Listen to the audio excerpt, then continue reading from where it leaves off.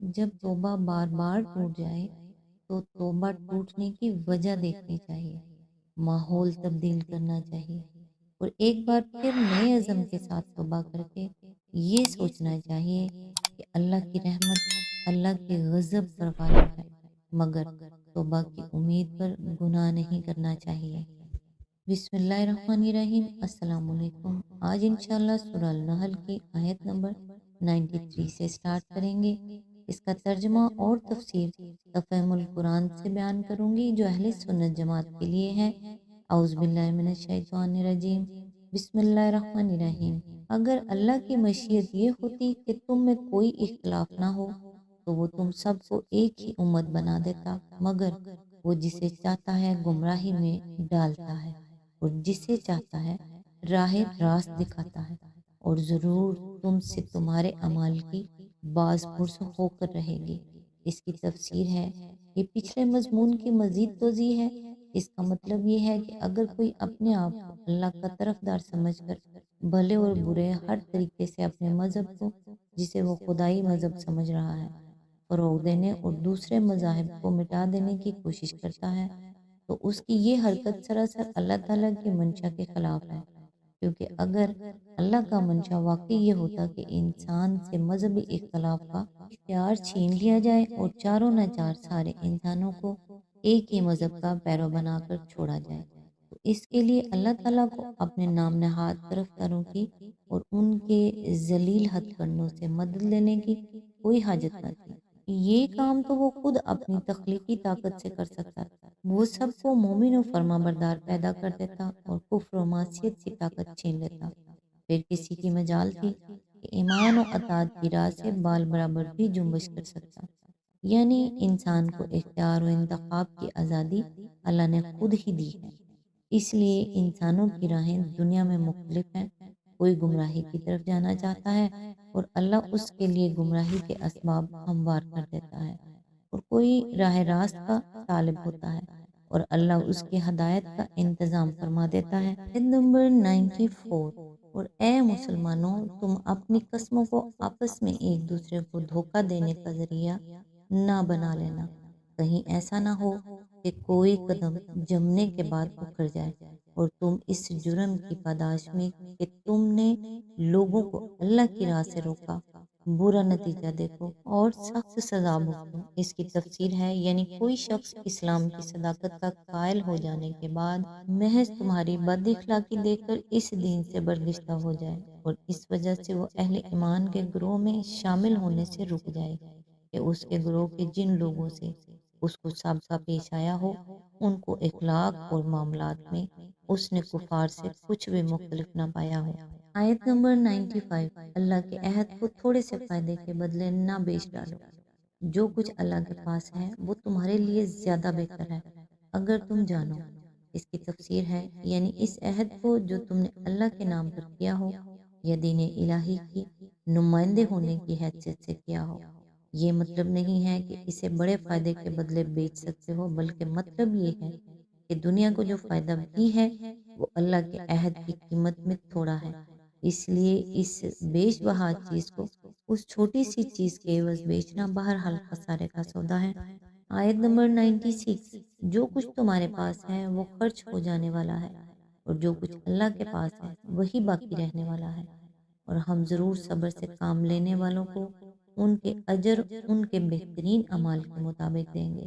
اس کی تفسیر ہے، صبر سے کام لینے والوں کو یعنی ان لوگوں کو جو راہ طمع اور خواہش اور جذبہ نفسانی کے مقابلے میں حق اور راستے پر قائم رہیں، اور اس نقصان کو برداشت کر لیں جو اس دنیا میں راست بازی اختیار کرنے سے پہنچتا ہو، اور اس فائدے کو ٹھکرا دیں جو دنیا میں ناجائز طریقے اختیار کرنے سے حاصل ہوتا ہو، اور حسن عمل کے مفید نتائج کے لیے اس وقت تک انتظار کرنے کے لیے تیار ہوں جو موجودہ دنیاوی زندگی ختم ہو جانے کے بعد دوسری دنیا میں آنے والا ہے۔ آیت نمبر 97۔ جو شخص بھی نیک عمل کرے گا، خواہ وہ مرد ہو یا عورت، بشرطے کہ ہو وہ مومن، اسے ہم دنیا میں پاکیزہ زندگی بسر کرائیں گے اور آخرت میں ایسے لوگوں کو ان کے اجر ان کے بہترین اعمال کے مطابق بخشیں گے۔ اس کی تفسیر ہے، اس آیت میں مسلم اور کافر دونوں ہی گروہوں کے ان تمام کم نظر اور بے صبر لوگوں کی غلط فہمی دور کی گئی ہے، جو یہ سمجھتے ہیں کہ سچائی اور دیانت اور پرہیزگاری کی روش اختیار کرنے سے آدمی کی آخرت چاہے بن جاتی ہو مگر اس کی دنیا ضرور بگڑ جاتی ہے۔ اللہ تعالیٰ ان کے جواب میں فرماتا ہے کہ تمہارا یہ خیال غلط ہے۔ اس سے صحیح رویے سے محض آخرت ہی نہیں بنتی، دنیا بھی بنتی ہے۔ جو لوگ حقیقت میں ایماندار اور پاک باز اور معاملے کے کھرے ہوتے ہیں، ان کی دنیاوی زندگی بھی بے ایمان اور بد عمل لوگوں کے مقابلے میں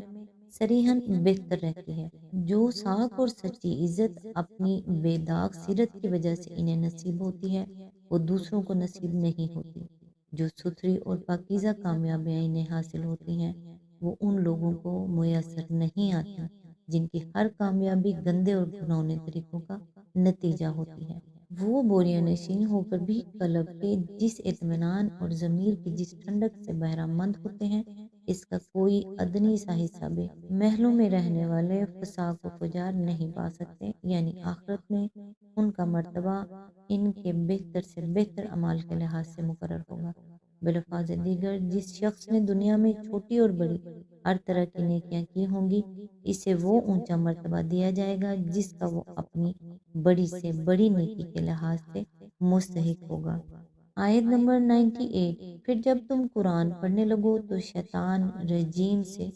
خدا کی پناہ مانگ لیا کرو۔ اس کی تفسیر ہے، اس کا مطلب صرف اتنا ہی نہیں ہے کہ بس زبان سے اعوذ باللہ من الشیطان الرجیم کہہ دیا جائے، بلکہ اس کے ساتھ فی الواقعہ دل میں یہ خواہش اور عملاً یہ کوشش بھی ہونی چاہیے کہ آدمی قرآن پڑھتے وقت شیطان کے گمراہ کن وسوسوں سے محفوظ رہے، غلط اور بے جا شکوک و شبہات میں مبتلا نہ ہو، قرآن کی ہر بات کو اس کی صحیح روشنی میں دیکھے اور اپنے خود ساختہ نظریات یا باہر سے حاصل کیے ہوئے تخیلات کے آمیزش سے قرآن کے الفاظ کو وہ معنی نہ پہنانے لگے جو اللہ تعالیٰ کے منشا کے خلاف ہوں۔ اس کے ساتھ آدمی کے دل میں یہ احساس بھی موجود ہونا چاہیے کہ شیطان سب سے بڑھ کر جس چیز کے در پہ ہے وہ یہی ہے کہ ابن آدم قرآن سے ہدایت نہ حاصل کرنے پائے۔ یہی وجہ ہے کہ آدمی جب اس کتاب کی طرف رجوع کرتا ہے تو شیطان اسے بہکانے اور اخذ و ہدایت سے روکنے اور فکر و فہم کی غلط راہوں پر ڈالنے کے لیے ایڑی چوٹی کا زور لگا دیتا ہے۔ اس لیے آدمی کو اس کتاب کا مطالعہ کرتے وقت انتہائی چوکنا رہنا چاہیے اور ہر وقت خدا سے دعا مانگتے رہنا چاہیے کہ کہیں شیطان کی دراندازیاں اسے اس سرچشمہ ہدایت کے فیض سے محروم نہ کر دیں، کیونکہ جس نے یہاں سے ہدایت نہ پائی وہ پھر کہیں ہدایت نہ پا سکے گا، اور جو اس کتاب سے گمراہی اخذ کر بیٹھا، اسے پھر دنیا کی کوئی چیز گمراہیوں کے چکر سے نکال نہ سکیں گی۔ اس سلسلہ کلام میں یہ آیت جس غرض کے لیے آئی ہے وہ یہ ہے کہ آگے چل کر ان اعتراضات کا جواب دیا جا رہا ہے جو مشرکین مکہ قرآن مجید پر کرتے تھے۔ اس لیے پہلے تمہید کے طور پر یہ فرمایا گیا کہ قرآن کو اس کی اصلی روشنی میں صرف وہی شخص دیکھ سکتا ہے جو شیطان کے گمراہ کن وسوسہ اندازیوں سے چپ کرنا ہو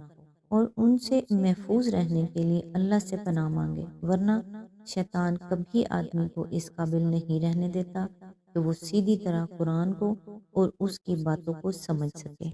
آیت نمبر 99۔ اسے ان لوگوں پر تسلط حاصل نہیں ہوتا جو ایمان لاتے اور اپنے رب پر بھروسہ کرتے ہیں۔ آیت نمبر 100۔ اس کا زور تو انہی لوگوں پر چلتا ہے جو اس کو اپنا سرپرست بناتے اور اس کے بہکانے سے شرک کرتے ہیں۔ آج تک کے لیے اتنا ہی، نیکسٹ انشاءاللہ آیت نمبر 101 سے سٹارٹ کریں گے۔ تب تک کے لیے دعاؤں میں یاد رکھیے گا۔ اللہ حافظ۔